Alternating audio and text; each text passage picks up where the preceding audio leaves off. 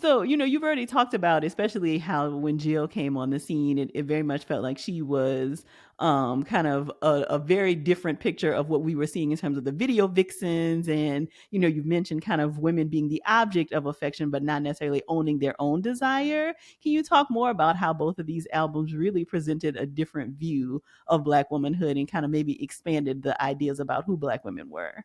Oh wow. Yeah, absolutely. Because they speak to both Who Is Jill Scott and Mama's Gun speak to similar themes at the same time in very different ways, like just different avenues. And it's so interesting, like listening to them and being able to relate to both of them in very different ways. So it what I love is how much they take command of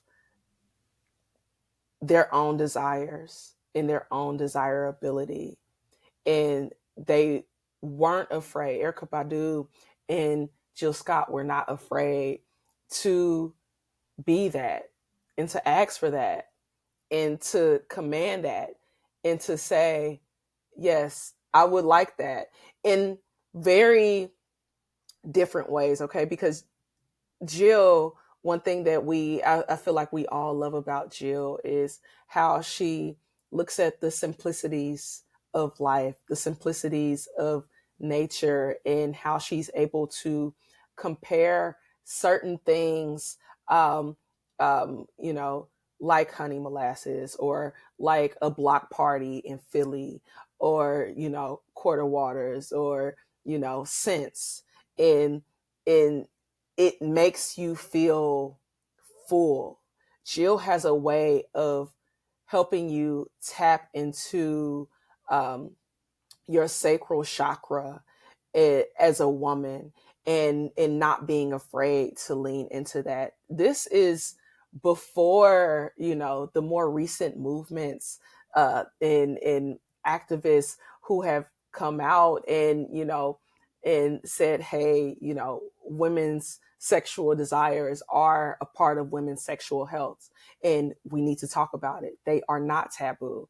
And so that is such a beautiful thing to hear, to listen to, and to witness, sandwiched in between these stories of pain, of love, of and to hear Jill sing "He Loves Me," and as a Black woman, like that will always feel revolutionary to hear a Black woman claim that love that their partner is bestowing upon them is so beautiful. And then I think about Erykah Badu, where she's asking for, the same in a very different way on Kiss Me on My Neck, a song that she collaborated with Jay Dilla for.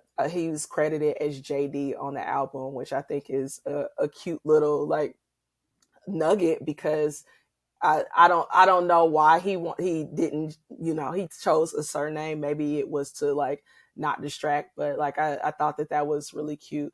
But yeah, I want you to kiss me on my neck. I want you to breathe on my neck. And that subtlety in a very different way, I think Erica sings about it in a way that, feels almost spiritual.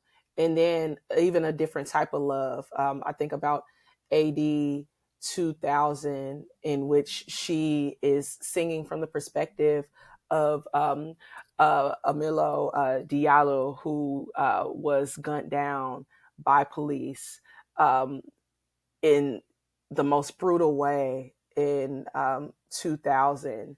And to sing, for this woman to sing from this slain Black man's perspective and say, I don't want y'all to build no dilapidated buildings off of my name and name them after me, because I know that is a passive, kind of cosmetic solution, quote unquote, to this greater injustice. And you know, these both of these albums talk about Black women's love, and I think that like that specific act of her creating AD 2000 felt like